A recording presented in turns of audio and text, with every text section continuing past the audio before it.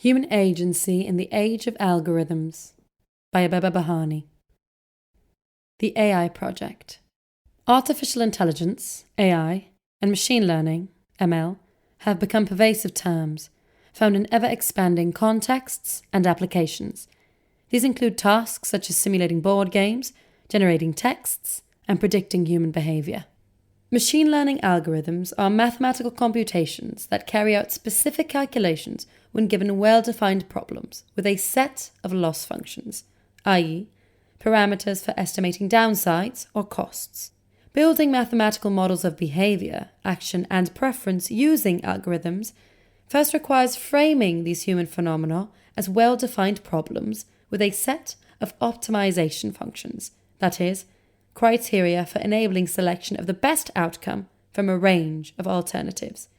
These computations take inputs, perform well-defined calculations, and return outputs. More importantly, however, we can only optimize for what we can codify and measure. In practice, at its core, machine learning is a process, however remote it may seem to be, of exhaustively mapping, automating, controlling, manipulating, and thereby directly or indirectly influencing the physical, psychological, and social world. Most importantly, the attempt to map, formalize, and automate one aspect at a time in a piecemeal manner does not come from any desire to develop a meaningful understanding of the human condition. Often, the intent to control, manipulate, influence, and predict future behaviors and actions is the major driving force. This line of thinking tends to see the human condition as a problem that needs to be solved. Sometimes, attempts to map, formalize, and automate are intended to make the human redundant.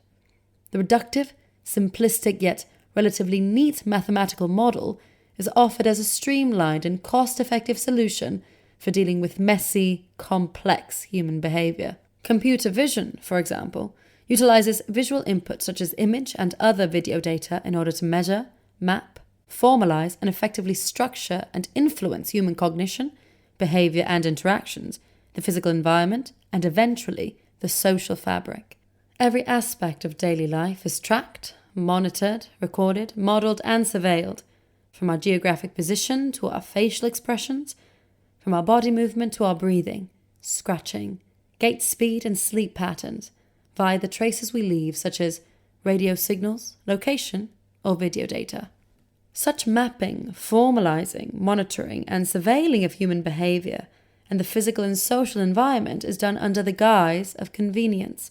Frictionless transactions, smart home assistants, and fitness tracking systems, for example, are presented as tools that make daily life seamless. Such technologies and the normalization of these practices at the same time normalize surveillance, along with the underlying mistaken assumption that human affairs and the social world are something that can be entirely mapped, controlled, and predicted, and the human condition as a problem that can and needs to be solved. These attempts to measure, codify, and control human behavior and social systems are both futile and dangerous. Human cognition.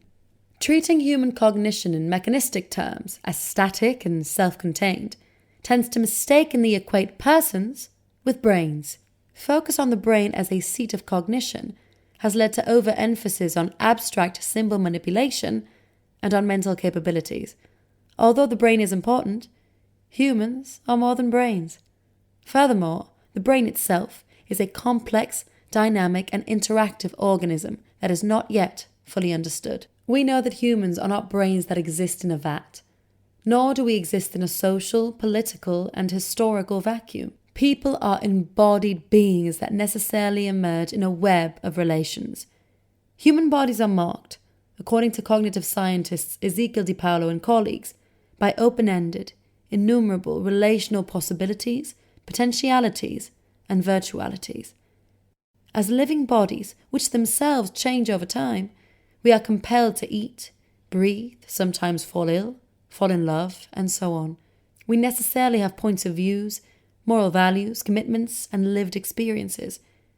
We are sense-making organisms that relate to the world and to others in ways that are significant to us.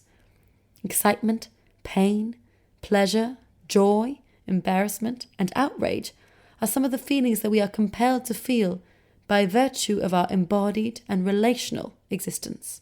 Human beings, according to De Paulo and colleagues, are not something that can be finalized and defined once and for all, but are always under construction and marked by ambiguities, imperfections, vulnerabilities, contradictions, inconsistencies, frictions, and tensions.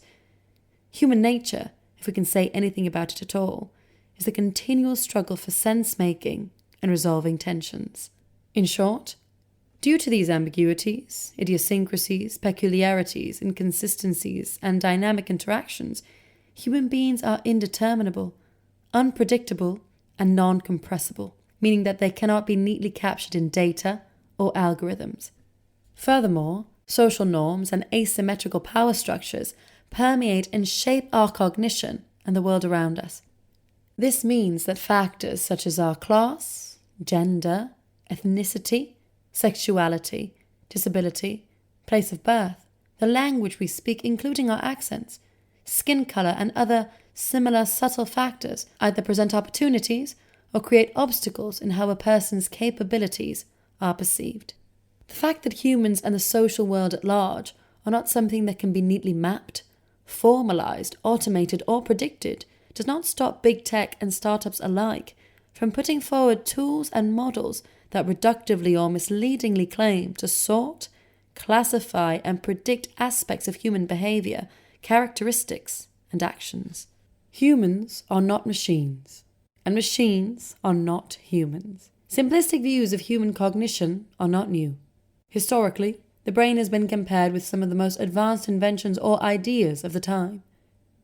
At the height of the Industrial Revolution, the steam engine served as an apt metaphor for the brain. Go back a few thousand years, and we find that the heart, not the brain, was seen as the central organ for cognition, thinking. Our paradigms and metaphors are reflections of the time, and not naturally given facts. From the 1970s, new, powerful metaphors have come to pervade. The brain as information processing machine metaphor. This is neither an argument against metaphors, nor an attempt to deny that there can be parallels between brains and computers. Metaphors are an important tool for understanding complex concepts. However, the problem arises when we forget metaphors are just that, metaphors. As the evolutionary geneticist Richard Lewontin contends, we have become so used to the atomistic machine view of the world that originated with Descartes that we have forgotten that it is a metaphor. We no longer think, as Descartes did, that the world is like a clock. We think it is a clock. That is, we have come to think of ourselves in terms of machines, and conversely, to think of machines as humans. In order to do so, we have reduced and at times degraded complex social and relational behavior to its simplest form, while at the same time elevating machines to a status at or above the human, as impartial arbiters of human knowledge. As researchers Alexis Baria and Keith Cross put it, the human mind is afforded less complexity than it is owed, and the computer is afforded more wisdom than it is due. When we see ourselves in machinic terms, human complexities, messiness, and ambiguities are seen as an inconvenience that get in the way of progress, rather than a reality, part of what it means to be human. Similarly, from the perspective of the autonomous vehicle developer, when human behavior comes into conflict with what AI models predict, human pedestrian behavior, for example, is seen as an irrational anomaly and dangerous. Current advanced technologies, such as generative models that produce human-like texts, images, or voices, are treated as authors, poets, or artists. State-of-the-art models such as ChatGPT and its variants, Stable Diffusion and Midjourney, can produce impressive outputs with carefully curated prompts. ChatGPT, for example, can write rap lyrics, write code, and even essays when given unambiguously framed prompts. Similarly, Stable Diffusion and Midjourney can produce images in the style of a given artist through clever prompts. It is important to note that these models also produce outputs that are harmful. Descriptions of how adding crushed porcelain to breast milk is beneficial. Discriminatory, treating race as a determining factor for being a good scientist, in which the white race ends up superior. or where it generates plausible-sounding outputs that falsely appear as facts, when such facts are non-existent. It is a mistake to treat these models as human or human-like. Putting issues such as art forgery, plagiarism, and exploited labour aside, what these models are doing is generating text and image outputs based on text and image data seen previously. Human creativity, be it production of a piece of art or music, is a process that is far from input equals output. Instead, it is characterized by struggles, negotiations, and frictions. We do things with intent, compassion, worry, jealousy, care, wit, humor. And these are not phenomena that can be entirely measured, datafied, mapped, or automated neatly. There is no optimization function for love, compassion, or suffering. In the words of computer scientist Joseph Weizenbaum, considered one of the fathers of modern artificial intelligence, no other organism, and certainly no computer, can be made to confront genuine human problems in human terms. Reflecting on the lyrics ChatGPT has produced in the style of Nick Cave, Nick Cave wrote in January 2023, "Writing a good song is not mimicry, or replication, or pastiche. It is the opposite. It is an act of self-murder that destroys all one has strived to produce in the past. It is those dangerous, heart-stopping departures that catapult the artist beyond the limits of what he or she recognizes as their known self. It is the breathless confrontation with one's vulnerability, one's perilousness, one's smallness, pitted against a sense of sudden, shocking discovery. This is what we humble humans can offer, that AI can only mimic." The human condition in the age of algorithms. Generative, classification, and prediction models have become commonplace, deployed in public and private spaces such as airports, offices, and homes in major cities across the globe, monitoring, tracking, and predicting our purchases, our movements, and our actions. Search engines selectively direct information, political advertising, and news towards us, based on profiles they have assigned to us, often without our knowledge. Recommender systems nudge our next steps, and even seemingly simple and benign applications like spell check tend to determine what correct use of language is. From political processes such as law enforcement, border control, and aid allocation, to very personal activities such as dating and monitoring our health, algorithmic systems mediate, influence, and direct decision-making to varying extents, often with little or no mechanism for transparency or accountability. As we have seen, human behavior and social relations are non-determinable, in constant flux, and therefore non-predictable and not compressible into data or models. Yet our every move, our behaviors and actions are ubiquitously tracked, surveilled, datafied, modeled, and nudged in certain directions and away from others. Rather than effectively capture non-determinable, non-predictable, and complex human behavior, what these models end up doing is modeling and amplifying societal norms, conventions, and stereotypes, automating the status quo. As a result, models that often fail to work properly, or models that do not work at all, or worse, models that automate the status quo and are by definition discriminatory, continue to be built and deployed. Directly or indirectly, these models serve as constraints, tools that limit options, opportunities, choices, agency, and freedom. Obvious consequences of this include a gradual invasion of privacy, the normalization of surveillance, simplification of human complexity, reduction of agency, and the perpetuation of negative stereotyping and other forms of injustice. In most cases, the fact that these technologies influence critical decisions and constrain opportunities remains hidden. Most surveillance technology producers operate in the dark and frequently go out of their way to hide their existence. One knock-on effect of this is that as we become aware that we are being watched, monitored, and predicted, we alter our behavior accordingly, or game the models. Automation of content moderation on social media platforms, for example, has forced minoritized communities who are disproportionately censored to alter their language in order to discuss topics without their content being flagged or removed. This alteration has come to be known as algo-speak. With the awareness that most recruiters and employers use automated filtering algorithms to screen CVs, there is now a flourishing market providing advice on how to write CVs that can pass algorithmic screening.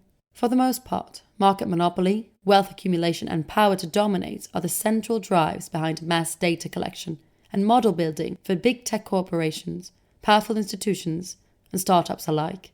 Questions of social impact, negative downstream effects, and accountability are obfuscated or diverted as irrelevant by those in position of building and deploying these scientifically and ethically questionable models. This situation marks the rise of unrivaled power and influence concentrated in a few wealthy hands that have neither the experience nor the expertise to understand the issues, nor the interest to alleviate them. Consequently, models that sort, classify, influence, and predict are free to nudge human behavior and social systems towards values that align with these central drives: wealth and power, but not, for example, justice. As a result, democratic processes have been wrecked. People have been wrongfully arrested, disenfranchised data workers exploited, people denied medical care, loans, jobs, mortgages, and welfare benefits. Underprivileged students' exam results downgraded, artists plagiarized, communal violence promoted, with dire results from death to political instability. The list goes on. Designers, producers, and vendors of algorithmic models go out of their way to evade responsibility and accountability. Without proper accountability mechanisms, for example, to screen and assess deployed models, and ensure ethical consideration in the design of those that are being built, and without the regulatory frameworks that protect individuals and communities that are most impacted by algorithmic systems, we continue to replicate these injustices at a mass scale.